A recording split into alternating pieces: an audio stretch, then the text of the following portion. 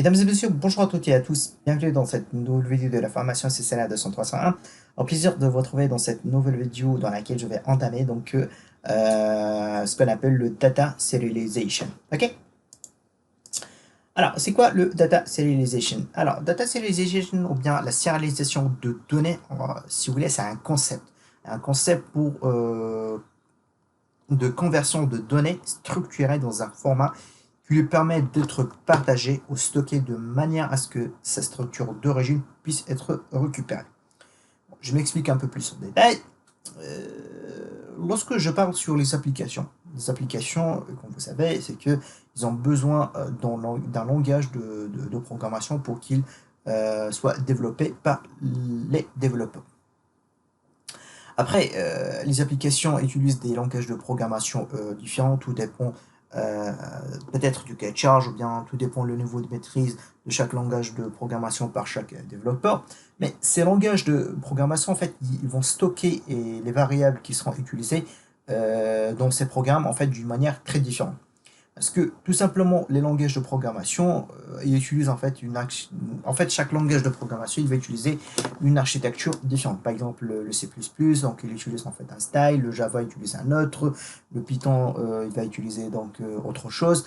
Euh, Maintenant, le mécanisme de stockage de tous ces programmes, il est différent. Donc, d'un langage de programmation à l'autre. C'est-à-dire qu'il n'y a pas une langue d'entre eux. Donc c'est pour cette raison, il y a ce qu'on appelle les langages pour le data serialization, en fait, ils ont apparu pour bypasser cette problématique. Je m'explique. Hop. Vous avez par exemple un programme qui est écrit en C++, vous avez par exemple un programme en fait qui est écrit avec du Python. Vous avez un autre programme qui est écrit avec en Java. Vous avez par exemple besoin d'une communication ou bien le Java qui communique avec du Python. Le Java et le Python, donc ils utilisent en fait des architectures différentes. C'est-à-dire que chaque programme en fait il stacke ses variables en interne d'une manière différente parce que c'est pas la même architecture. Dans ce cas-là, pour qu'ils puissent communiquer entre eux, donc ils ont besoin en fait d'un langage de programmation de la data serialization. Ok, donc c'est pour un langage de la serialisation de données pour qu'ils puissent communiquer. Et parmi les langages de serialisation de données qu'on va le voir ensemble, c'est par exemple on a le XML, le JSON ou bien le YAML. Ok, alors les langages pour la serialisation de données, donc il peut avoir aussi donc un autre mot, pardon, un autre terme, c'est ce qu'on appelle en fait les data formats ou bien le format de données. Alors le format de données ou bien le data format, c'est sélectionné, dépendra du format utilisé par l'application, l'outil ou le script que vous utilisez. Ok. Alors, je vais rentrer un peu plus en détail pour que vous aurez une idée par rapport à la data serialization. Hop. Admettons que vous avez donc en fait des applications REST API. Bon, j'ai pris en fait un exemple REST API parce que c'est le meilleur exemple qui est notamment expliqué aussi sur les bouquins de Cisco. Vous avez une application Reset Client qui est écrit en Python et puis vous avez donc un Reset Server qui est écrit en Java. Très bien. Alors, admettons que le client reset, hop, donc le reset client qui est écrit en Python, donc là, il demande une information, donc, ou bien il demande une ressource, par exemple, voilà, en utilisant donc, le protocole, donc le HTTP, et puis en fait, il utilise la requête GET pour demander, je sais pas, c'est quoi ton hostname. Ok. Bon, prenons cet exemple qui est très simple. Alors, dans ce cas-là, le client reset, donc il demande une ressource et le serveur doit répondre. Si cette information, donc, bien sûr, donc il la retrouve. Alors, comme j'ai déjà expliqué avant, dans une architecture reset, donc une ressource est un ensemble de variables telles qu'elle est définie par l'API. Donc, le serveur reset doit renvoyer un ensemble de variables au client reset qui est ici donc il est à sa gauche pour lui fournir l'information qu'il a donnée en fonction des ressources bien entendu qui seront utilisées. Alors maintenant, le processus, comment il va marcher, lorsque le reset client qui est écrit avec le langage Python, lorsqu'il demande une information donc, au reset serveur, donc le serveur reset dans un premier temps qui est écrit ou bien qui est développé avec le langage de programmation Java. Donc il va prendre une copie de ces variables internes, on va dire, qui est stockée dans la RAM, et il va répondre à la demande de reset client. Ce qui va arriver, c'est que l'API reset ici, là, donc la deuxième étape, c'est que l'API reset, donc il va créer la réponse reset et l'envoie sur le réseau en plaçant, voilà ce qu'on va appeler donc un réplique exact de ce que le serveur reset avait récupéré. Et le troisième point, c'est que les données donc arrivent sur reset client. Maintenant, à votre avis, vu que le reset client et le reset server, l'autre qui est écrit en fait avec Python et Java, est-ce que à votre avis que le processus donc il va marcher ou pas? Malheureusement, le processus il va pas marcher parce que comme je vous ai expliqué, c'est que pour ce genre de communication, il faut utiliser en fait un langage de data serialization. Et le processus dans ce cas-là ne marchera pas parce que les programmes en fait, ils sont écrits par des différents en fait, langages. Donc l'autre il est écrit en fait en Java, l'autre il est écrit en Python. Il utilise des conventions différentes pour stocker leurs variables en interne, car en fait malheureusement il n'y a pas standard pour le stockage variable interne dans tous les langages de programmation. Alors pour surmonter ces problèmes, alors je vous dis pour surmonter, pour bypasser ce problème, donc les applications ont besoin, je le répète, ont besoin d'une méthode standard pour représenter les variables pour transmission et stockage de ces variables avec un langage de serialisation de données qui pourrait fournir cette fonction. C'est-à-dire c'est que les informations qui seront envoyées de reset server vers le reset client, vu que l'autre en fait ils sont développés avec deux langages de programmation différents. Dans ce cas-là, j'ai besoin d'utiliser un langage de serialisation de données ou bien un data format.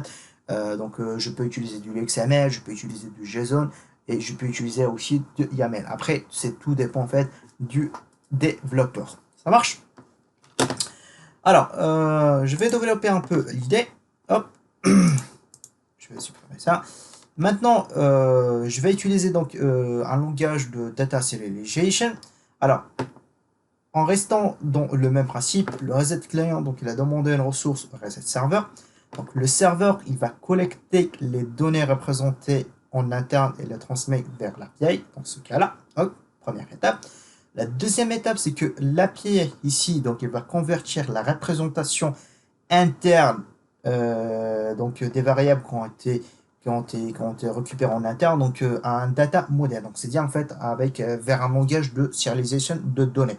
Alors dans ce cas-là, en fait, comme vous pouvez constater, on a utilisé donc le JSON string. Ou bien justement, on va dire que juste en fait le JSON. Très bien.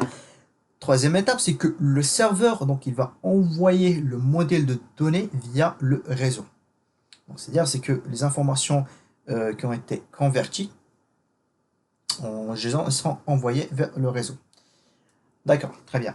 Maintenant, la quatrième étape, lorsque la donnée donc il va arriver au niveau de reset client, donc le client reset, donc il prend les données reçues et convertit les données qui a été reçue en format JSON en variable au format natif de l'application cliente.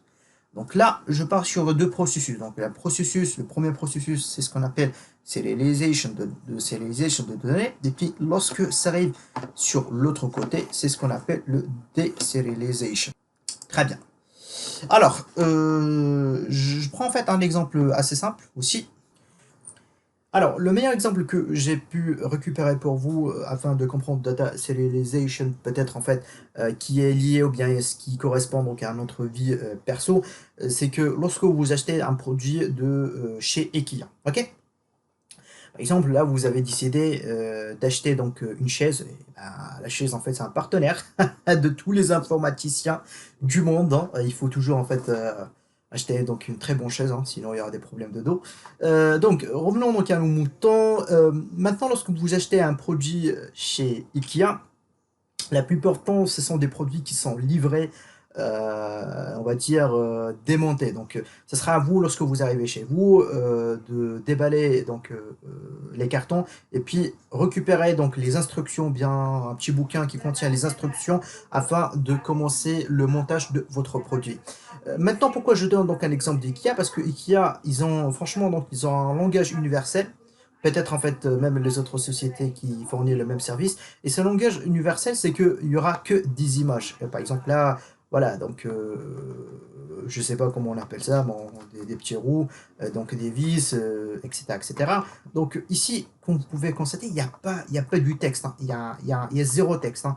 Ce qui fait, c'est que n'importe quelle personne qui va parler n'importe quelle langue, admettons qu'il parle l'anglais, le chinois, l'arabe, le français, l'allemand, etc., etc., c'est qu'il peut suivre ces instructions, peut commencer donc à monter son produit qu'il achète de chez Ikea en suivant ces instructions sans aucun problème. Ok, donc sans aucun problème. Donc c'est-à-dire c'est que le langage universel qui est choisi par Ikea et peut-être les autres sociétés, bon moi je suis pas de connaissance pour les autres sociétés, c'est qu'ils ils mettent des images partout dans leur cahier d'instructions afin de commencer le montage. Donc c'est-à-dire c'est que peut-être ce produit, cette chaise donc qui est vendue un peu partout dans le monde, dans tous les filiales d'IKEA ou bien dans toutes les agences d'IKEA partout de le monde, c'est qu'ils utilisent le même bouquin, peu importe donc le langage de ce pays. Et parce qu'en fait, le langage universel qu'ils ont utilisé, ce sont les images qui sont partagées au niveau de leur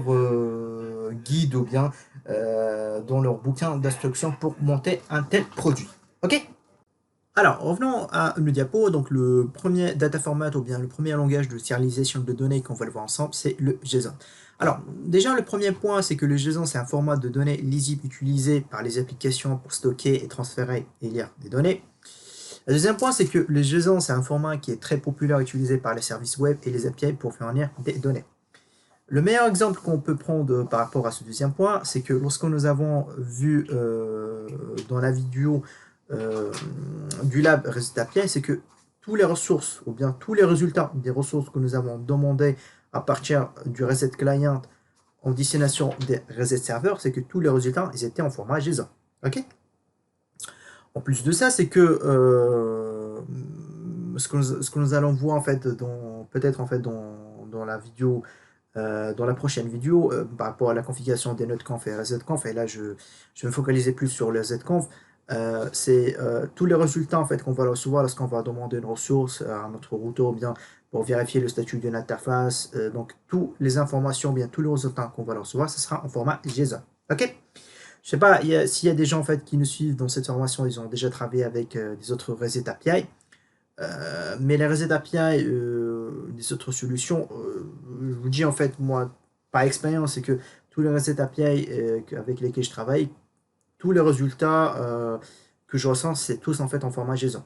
Notamment ceux qui ont déjà travaillé avec F5, parce que je sais très bien qu'il y a des gens qui nous suivent, qui ont déjà suivi avec moi la formation F5 lorsque j'avais parlé sur la REST API.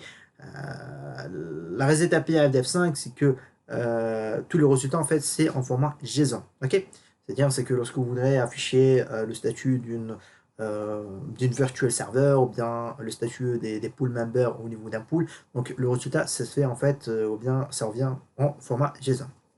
Très bien. Et troisième point, c'est que le JSON donc il est facile à analyser et peut être utilisé avec la plupart des langages de programmation modernes, y compris le Python. Si je découpe cette phrase-là en deux, le JSON facile à analyser parce que tout simplement c'est un format de données qui est lisible, c'est normal qu'il sera facile à analyser, et puis utilisé avec la plupart des langages de programmation mondiale, y compris Python. C'est-à-dire c'est que si je crée en fait un script Python pour automatiser une certaine action, pour dire voilà tu m'affiches le résultat d'une telle commande, je peux paramétrer mon code Python, bien mon script Python pour m'afficher le résultat en format JSON. Ok. Je voudrais bien faire une petite comparaison entre l'output de la commande gigabit ou bien short interface gigabit Ethernet 0/0. Donc là, j'ai le résultat de mon interface. ou bien le résultat de ma commande qui m'affiche en fait quelques informations par rapport donc, à mon interface gigabit Ethernet 0/0. Et puis ce format, ou bien le résultat de cette commande, donc il est présenté en format JSON. Donc si je fais la comparaison, déjà en termes de lisibilité en format JSON, c'est plus à l'aise, hein. Et en plus de ça, c'est que toutes les informations qui sont présentes au niveau de l'output de le résultat de la commande sur interface gigabit Ethernet 0/0/0, c'est que vous allez constater en format JSON, c'est la même chose. Notamment ici, vous avez le name, donc le nom de votre interface, la description, donc c'est-à-dire c'est la description qui a été affichée, donc la description, vous avez White Area Network, c'est la même chose. Enable True, c'est-à-dire pour que dire que l'interface, donc il est app, donc là, l'interface il est app et lane protocol is app. Et puis en fait, ici j'ai les adresses, c'est pour afficher donc l'adresse et le netmask qui correspond à cette interface. Donc notamment donc l'IP 172.2.16.0.2 et puis le netmask qui est le 255.255.255.0. Très bien. Alors, maintenant si on voudrait plus entrer en détail par rapport donc, au JSON. Donc le JSON, c'est qu'il permet de décrire l'information d'une manière hiérarchique. Alors comme vous pouvez constater, ici, les informations ils sont décrites, ou bien le résultat, ou bien si on convertit ça, ou bien si on... voilà, donc si on demande l'information et on reçoit le résultat en format JSON, c'est que le constat que vous allez faire, c'est que c'est une format hiérarchique. Ok. En plus, c'est que les données sont présentées sous forme de paire non valeur bien key value. C'est que tout simplement les infos. Alors, excusez-moi, hop. C'est que, hop, toutes les informations qui sont présentées ici sont présentées en fait en format key value. C'est-à-dire, c'est que ici, j'ai le name, ça présente, ça c'est le key. Et puis ici, ça représente en fait la valeur. Ici, pareil, c'est key value, key value. Ok? Tac, tac. Alors, le format JSON il utilise des accolades. Donc, les accolades, en fait, il y a une accolade d'ouverture et une accolade de fermeture pour contenir des objets et des crochets pour array. C'est-à-dire, alors, excusez-moi, je reviens parce que là, j'avais plus de place pour mettre en fait mon code JSON. C'est que pour écrire en fait mon code JSON, c'est que j'aurais besoin d'une accolade d'ouverture et une accolade de fermeture. Ici, par exemple, là, j'ai le... Par exemple, ici, j'ai en fait ma première key qui est IETF interface, et puis en fait, deux points interface, donc deux points. Ici, je vais écrire en fait mon premier objet. Donc, le premier objet que je vais écrire, c'est que je vais écrire en fait entre mes accolades. Donc, ici, c'est l'accolade d'ouverture. Ici, puis j'ai l'accolade de fermeture. Ça marche? Alors, pardon, non, ça c'est ça l'accolade de fermeture de cet objet. Et après, entre les accolades, je peux écrire en fait mes keys et value. Ok. Bon, après, cet exemple c'est un peu spécial parce que il contient en fait, c'est que dans des objets, je vais avoir ce qu'on appelle en fait des listes ou bien des arrays ou bien des tableaux. Donc c'est un peu spécial cet exemple. Alors, et décrocher pour dire qu'on va écrire en fait c'est un array ou bien c'est un tableau ou bien en fait ce qu'on appelle aussi donc une liste. Avec JSON, donc les données connues sont le nom d'objet, sont une ou plusieurs paires qui valuent incluses dans les accolades, c'est ce que j'ai expliqué. Et les valeurs doivent être une data type valide JSON, c'est-à-dire c'est que le key qui sera présenté, donc ce qui va venir après le key, il faut que ce soit en fait une data type. Donc une data type, c'est qu'il sera un format de données JSON qui sera valide. Et parmi ces formats JSON qui sera valide, on a ce qu'on appelle le string. Donc le string, ça veut dire ce sera en fait une chaîne de caractères. Le number, donc ou bien le nombre, donc ce sera en fait des valeurs numériques ou bien en fait des nombres entiers ou bien des nombres en fait à virgule. Les arrays, c'est ce que nous avons vu, ce sera en fait donc les listes ou bien les arrays en fait en français ce qu'on appelle aussi le tableau. Et le boolean, c'est que ce sera en fait la valeur true ou bien false. Ok. Et après, vous avez aussi, c'est ce qu'on appelle le nul. Donc le nul, c'est pour montrer ou bien c'est pour afficher, pour dire qu'il n'y a pas d'information. Deuxième point, c'est que les clés et les valeurs sont séparées par des points. Ici, si vous regardez que entre chaque clé et chaque valeur, vous avez en fait deux points pour séparer donc la clé et la valeur. Ça marche? Après, justement, pour les clés, en fait, ou bien les keys, c'est toujours en fait présenté entre deux guillemets. Et la séparation entre les objets ou l'élément de liste se fait toujours en fait avec une virgule. Pour dire que la fin d'un objet, c'est que toujours en fait j'aurai une virgule, ou bien pour dire que pour séparer en fait les éléments du liste, en fait, il y a une.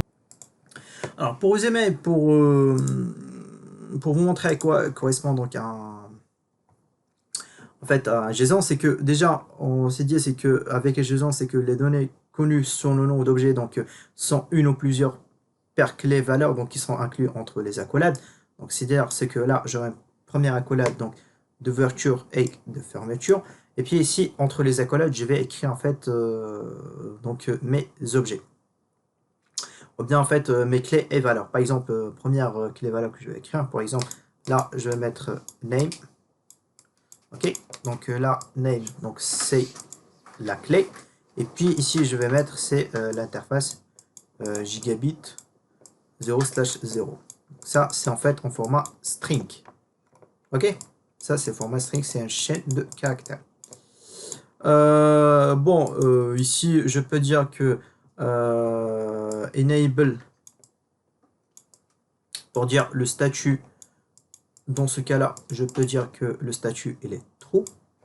Alors attention, il faut ici que j'oublie pas une virgule, pour dire c'est à la fin de ma clé valeur. Ici, je peux dire que le enable, il est, par exemple, true, pour dire que le statut de mon interface gigabit 0/0, il est true. Ok. Après, lorsque je termine, c'est que ici, lorsque il faut que je termine en fait le dernier élément de mon objet, de clé et value, c'est que je vais pas mettre en fait une virgule pour dire que c'est la fin, mais ici je ferme juste en fait la collade pour dire que c'est la fin. Ok. Après, s'il faut que je rédige en fait un autre objet, dans ce cas-là, il faut que je mets ici en fait une virgule pour dire qu'il y aura un deuxième objet qui va commencer. Ça marche? Après, ici, si je voudrais mettre par exemple un array, array, par exemple, là, en fait, array, tout ce qui en fait qui concerne, qui va en fait contenir donc une liste de valeurs. Je peux dire, par exemple, bon, je vais dire, on va dire friend pour dire en fait les amis, ok. Friend. Et puis en fait ici pour séparer donc la clé de la valeur. Ici, je vais ouvrir ma liste pour dire mes amis, ce sont c'est Zoé. Ok, ça sera en fait Yves. Ok, et puis ça sera en fait Ami.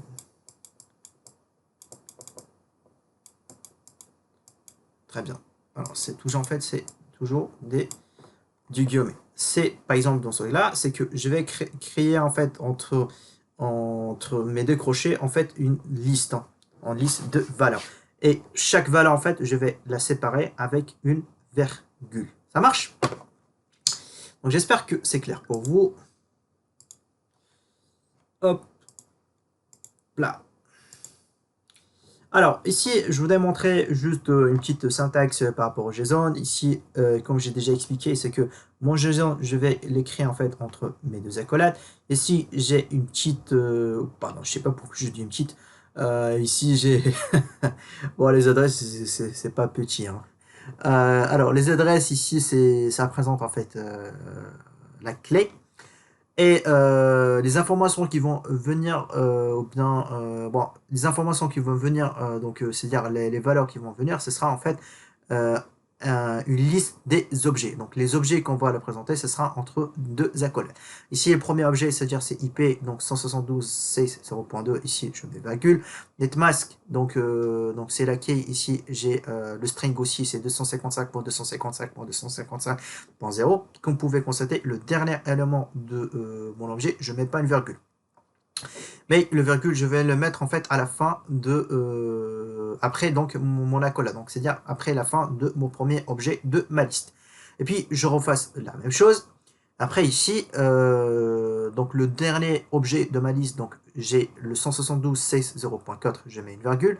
La dernière ligne de mon objet, je vais pas mettre une virgule. Ici, je vais former donc mon accolade pour dire c'est la fin, ou bien c'est la fin de le troisième objet de ma liste. Ok? Mais par contre, maintenant, lorsque je vais fermer ma liste, ici, je n'ai pas besoin de mettre une étoile parce que tout simplement, je ne vais pas rajouter donc un autre objet. Ça marche? Alors, maintenant, on va passer sur l'UML Data Format. Donc, l'UML, c'est tout simplement, c'est l'acronyme de Yet Another Markup Language. Alors, c'est un langage de sérialisation de données qui est conçu pour être très lisible.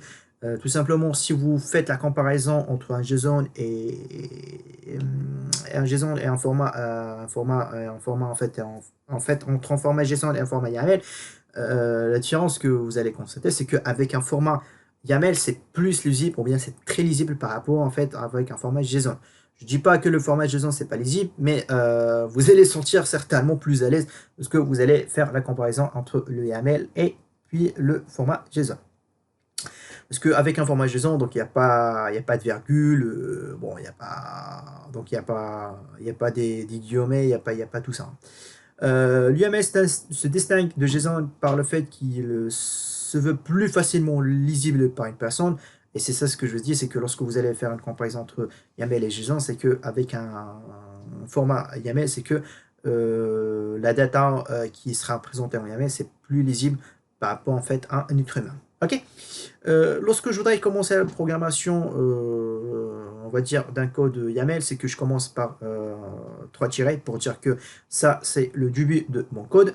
La présentation, ça se fait pareil comme le JSON, mais il n'y a pas, en fait, il y a des data types, hein, ce qu'on va appeler, en fait, des data types. Donc, c'est que ça va présenter, en fait, avec un key, sans les guillemets. Et pour séparer la key et la valeur, c'est que j'aurai besoin de 2 points.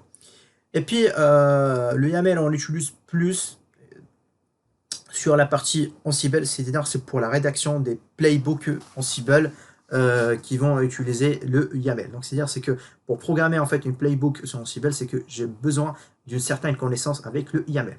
Ok. Attention que le YAML, c'est qu'il est très sensible avec tout ce qui est en fait espace. Ça marche? Après, pour la partie YAML, on va le voir lorsque on va onboarder la partie programmation avec Ansible, mais ça va être dans les 2 dernières vidéos de cette formation. Alors, ça, c'est un exemple de un code YAML. Un code YAML, comme je dis, c'est que pour faire le départ, c'est qu'on fait 3 étoiles. Et puis ici, j'aurai ma première play. Donc ma première play, donc ça sera en fait ce qu'on appelle en fait le name.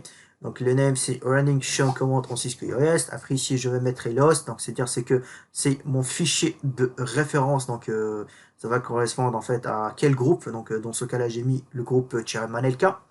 Parce que lorsque je vais exécuter donc une playbook YAML, bien playbook en Siebel, parce que c'est un, on va dire c'est plus en fait c'est la partie en Siebel, on va le voir après, mais bon je peux vous donner plus de détails, c'est que je vais mettre en fait un fichier de référence, le fichier de référence qui va contenir en fait mes hosts, donc sur lesquels je vais exécuter donc mes tasks, donc c'est à dire mes tâches. Ok.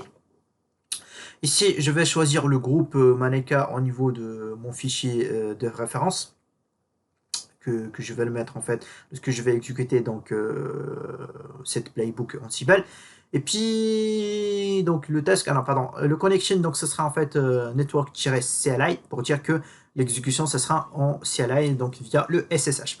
Après donc ici donc j'ai ce qu'on appelle en fait donc le task, donc le task pour dire que ici, donc, je vais exécuter donc des multiples commandes, et ces multiples commandes, ce sera en fait des chips en fait de iOS, donc c'est-à-dire c'est que pour dire ça c'est du Cisco, et puis je vais taper donc la commande show version, show IP and show space, et par la suite en fait c'est que je vais enregistrer ça dans un variable s'appelle print output, et je vais l'afficher sur ma console, donc le résultat de ces commandes qui seront exécutées sur chaque équipement du groupe Manelka. Ça marche?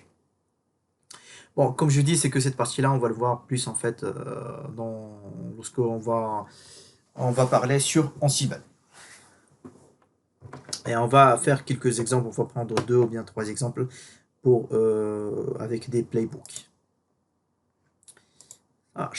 Maintenant, si je fais une comparaison entre un format JSON et un format YAML, maintenant, c'est que vous allez faire en fait, vous allez faire la différence, c'est que ici, avec le format JSON, c'est lisible, et avec un format YAML, c'est très lisible, hein. Donc c'est-à-dire c'est que ici, comme vous pouvez constater, il y a pas sur le, il y a pas sur le YAML, il n'y a pas des virgules, il n'y a pas en fait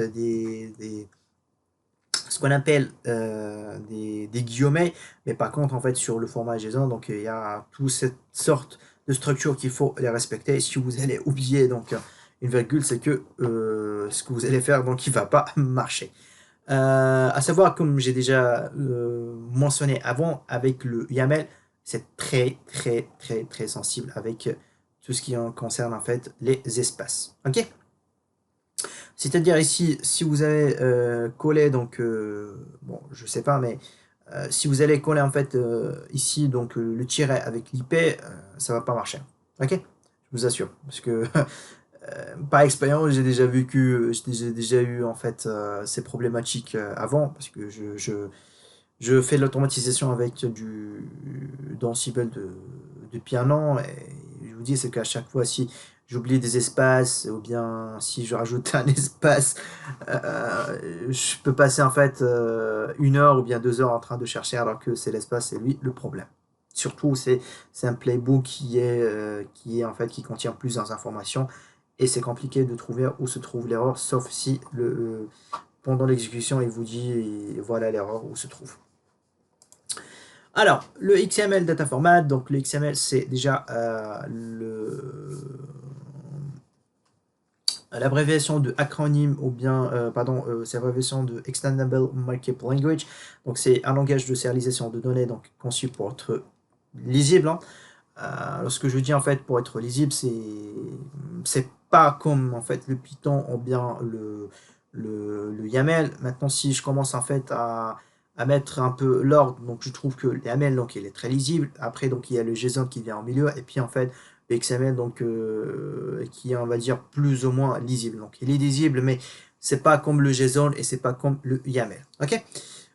Chaque élément d'un document XML, donc, il se compose d'une balise d'ouverture d'un contenu et une balise de fermeture. Donc, exemple, c'est que ici, j'ai la MAC adresse, donc ma première balise, et puis pour ça se présente en fait une key, ou bien une balise, ou bien en fait, il y a même en fait qu'on l'appelle des tags. Et le end, on va dire, c'est que voilà, ce sera la valeur. Et pour fermer cette balise, c'est que j'aurai besoin d'écrire la même chose avec un slash pour dire que c'est la fin de ma balise. Je prends un dernier exemple par rapport au data format du XML. Ici, c'est que j'ai des informations de statut, ou bien des informations d'une interface qui sont affichées en format XML. Ici, j'ai le name, c'est Gigabit Ethernet 2. Ici, comme vous pouvez constater, c'est que j'ai ma première balise d'ouverture. Ici, j'ai toujours la balise de fermeture. Les descriptions, c'est pareil. Le statut d'interface, donc j'ai ma balise d'ouverture et fermeture. Ici, il faut que j'intègre ou bien ici, il faut que j'affiche les adresses. Donc ici, j'ai une balise de supérieur donc qui s'appelle adresse, donc une balise d'ouverture fermeture, et puis l'IP et le netmask après. Donc ce sont mes informations qui ont été appliquées pour les autres IP. Ça marche? Dernière chose que je vais vous montrer, c'est la représentation en fait, de la même donnée avec les trois langages de serialisation de données, c'est-à-dire le XML, le JSON et puis le YAML. Donc ici, à votre gauche, vous avez la même information qui est présentée avec les différents langages de serialisation de données. Donc ici, à votre gauche, c'est le XML, et puis en fait, ici, c'est le JSON, ici, sur le YAML. Donc avec le XML, donc, vous pouvez constater qu'il y a chaque fois des balises d'ouverture et de fermeture. Ok. Par la suite, ici, sur le format JSON, vous avez donc à chaque fois il faut saisir donc le key et le value, et le key, le value, ce qu'il faut saisir, c'est qu'il faut séparer donc les keys et le value avec des points, il faut chaque fois lorsqu'on termine en fait une key value, il faut qu'on met une virgule. Si il faut faire en fait une liste, on va dire, ou bien un array, ou bien un tableau en français, ce qu'on appelle en fait array, c'est un tableau en français, c'est qu'il faut ouvrir des crochets et puis en fait il faut fermer les crochets. Et s'il faut mettre des objets dans un array ou bien en fait un objet dans la liste, donc il y a entre crochets, donc il faut toujours ne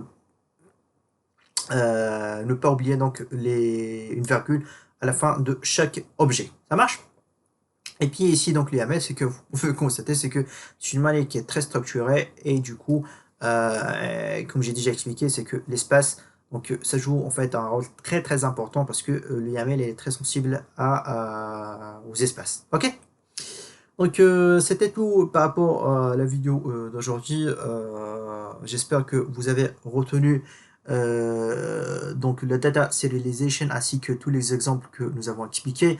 En termes des explications de langage de serialisation de données, donc XML, JSON, YAML, donc c'était juste une brève introduction pour chaque langage de serialization de données. On va essayer de voir quelques labs dans les prochaines vidéos. Par rapport au JSON. Et puis pour l'UML, on va attaquer cette partie-là lorsqu'en fait on va voir donc le Ansible. Ça marche? Si vous avez des questions, n'hésitez pas donc à nous soumettre vos questions soit sur la section questions-réponses du Jimmy, sinon nous soumettre vos questions par email si vous souhaitez ou bien par LinkedIn. Si vous préférez donc l'email, donc c'est ccna@manelka.com. Sinon, vous pouvez aussi utiliser donc votre compte LinkedIn pour nous envoyer votre message. Ok? Je vous dis à très très bientôt et à la prochaine vidéo. Merci.